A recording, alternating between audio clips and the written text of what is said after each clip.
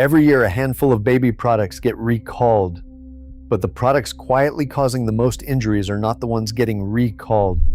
They are sitting on store shelves right now, fully legal, fully approved, and almost completely unregulated. Number 1 might already be in your home, so stick around. Number 10, inclined infant sleepers. Inclined sleep products were tied to a wave of infant deaths and a major recall several years ago. But the underlying design problem, sleeping a baby at an angle instead of flat, did not disappear with that one recall. Multiple smaller brands continued selling inclined loungers and rockers marketed for supervised napping. Pediatric researchers have repeatedly stated there is no angle of incline considered safe for unsupervised infant sleep. Yet these products remain on shelves because they are marketed for awake time, not sleep, even though parents routinely use them the same way. Many of these products even carry the word safe directly on the box, simply because no single regulator has tested that exact model yet. And the next item on this list is sitting in almost every nursery photo you have ever seen online. Number 9, crib bumpers. Crib bumpers were never subject to a blanket recall in most regions, despite being linked by health authorities to suffocation and entrapment risks for decades. The American Academy of Pediatrics has advised against any soft bedding in a crib, bumpers included, since well before many current bumper brands existed. Because bumpers are sold as a comfort and safety accessory rather than a sleep surface, they have largely avoided the same regulatory scrutiny as actual sleep products. Some bumper brands have rebranded as breathable mesh, marketed as the safe alternative, but pediatricians still advise against any padding inside a crib, regardless of how breathable the material claims to be. The packaging often features a doctor-approved style seal that refers only to the fabric's breathability testing, not to whether the product should be in the crib at all. If you are watching this thinking your nursery is full of items you trusted completely, you are not alone, and that is exactly the point of this video. Number 8 is one that brands now market specifically as a safety feature, which makes it even harder for parents to question. Number 8, weighted sleep products. Weighted sleepers, weighted swaddles, and weighted blankets marketed for babies have drawn warnings from pediatric sleep researchers who note that added weight on an infant's chest can restrict breathing, and that no studies support the claimed calming benefit for children under 1 year. These products are frequently sold under wellness branding rather than safety branding, which keeps them outside the categories regulators scrutinize most closely. The marketing language often borrows from adult weighted blanket trends, even though an infant's physiology is nothing like an adult's. A baby cannot reposition itself the way an adult can if breathing becomes restricted. Some brands have started adding weighted panels to swaddles, specifically because parents already trust swaddling as a safe sleep practice. That familiarity makes the added weight feel like a natural extension rather than a separate risk. Number 7, baby powder with talc. Talc-based baby powders have faced lawsuits and selective discontinuations from a few major manufacturers, but smaller brands continue selling talc formulas without equivalent warnings. Health agencies have flagged the inhalation risk to infant lungs for years, and some studies have raised separate concerns about talc particles more broadly. A product can remain legally sold even after the very ingredient inside it becomes the subject of litigation elsewhere, because liability and regulation move on completely different timelines. A parent scanning a shelf has no easy way to tell a reformulated product from one that simply kept selling under continued legal pressure.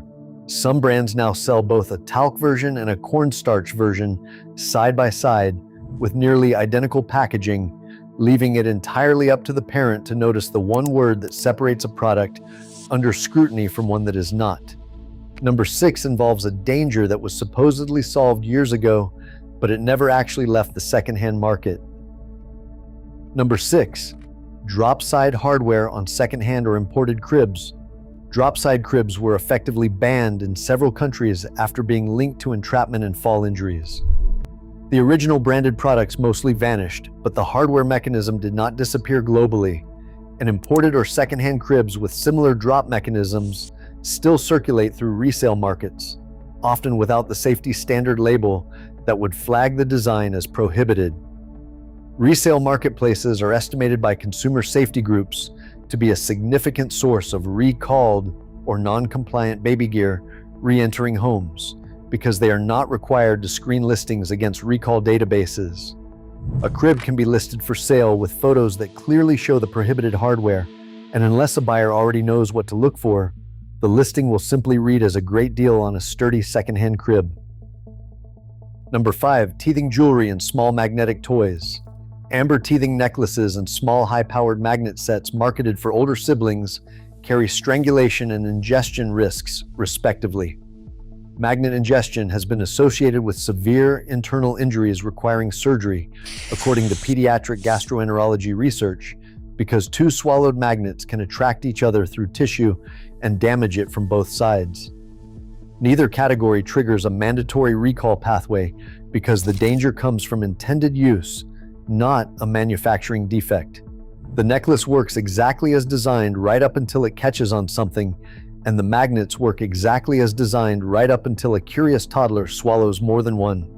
Amber necklaces in particular are often marketed using folk remedy language about teething relief, which gives parents a reason to keep them on even during sleep, which is precisely when the strangulation risk is highest.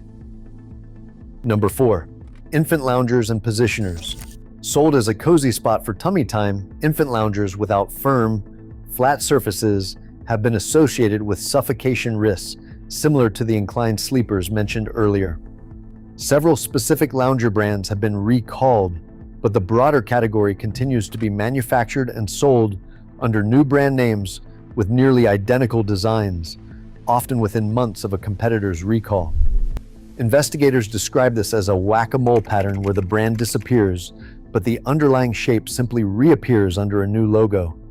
The product photography rarely shows a baby actually sleeping in the lounger, yet customer reviews routinely describe using it for naps, which is exactly the unsupervised scenario pediatricians warn against. Number 3 is something most parents check for choking hazards, but never for this specific issue. Number 3, button battery compartments in low-cost electronic toys. Toys with battery compartments that do not meet stricter screw lock standards remain available, particularly from lower-cost or imported sellers. Button battery ingestion can cause severe esophageal burns within hours, and poison control centers have reported rising case numbers tied to toys and remote controls that were never part of a toy recall because they are classified as general electronics, not children's products. A toy can pass every standard safety test for choking hazards, sharp edges, and toxic materials, and still contain a battery door held shut by a thin plastic tab that snaps the first time a toddler bites down on it. Many of these toys are sold through online marketplaces with no requirement to disclose which safety standard the battery compartment was tested against, if it was tested at all. Number 2, drawstrings and loose cords on baby clothing and sleep sacks. Drawstrings on hoods and waistbands have been linked to strangulation incidents for years, leading some regulators to restrict them on outerwear for young children. But the same risk shows up in sleep sack ties, robe belts, and bib straps that fall completely outside clothing safety rules because they are classified as sleepwear or accessories rather than the garment category the original restrictions targeted. A long bib strap or a robe belt left untied can catch on a crib rail or stroller part in seconds, and because these items are not classified as outerwear, they were never required to meet the cord length limits that hoodies and jackets now follow. Number 1, infant car seat strap covers and aftermarket accessories. Padded strap covers, head support inserts, and seat liners sold separately from the car seat itself have never been crash tested with that seat because manufacturers only certify the original components as a complete system. Adding an aftermarket cushion can change how the harness sits against a baby's chest in a collision. Yet these products are sold directly alongside official car seat accessories with no indication that they were never part of any safety testing at all. Most parents assume that anything sold in the car seat aisle has been vetted the same way the car seat itself was, which is exactly the assumption these products quietly rely on. Manufacturers' own instructions usually state that nothing should be added to the harness or seat that was not included by the original manufacturer. Yet that warning is printed deep inside a manual that almost no one reads before buying a cute matching strap cover online.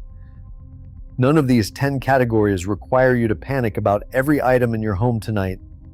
Recall lists tell you what already went wrong. They do not tell you what design flaws are still legal. The safer approach is checking a product against pediatric safety guidance directly, regardless of whether a recall notice exists yet. Regulators will always be a step behind because their system reacts to documented harm rather than predicting it, which means the responsibility quietly shifts to parents to apply the same safety logic across an entire category, not just to the one product that happened to make the news this year. If this kind of investigation is useful to you, subscribe for more deep dives into the products parents are told to trust, and let us know in the comments which number on this list surprised you the most.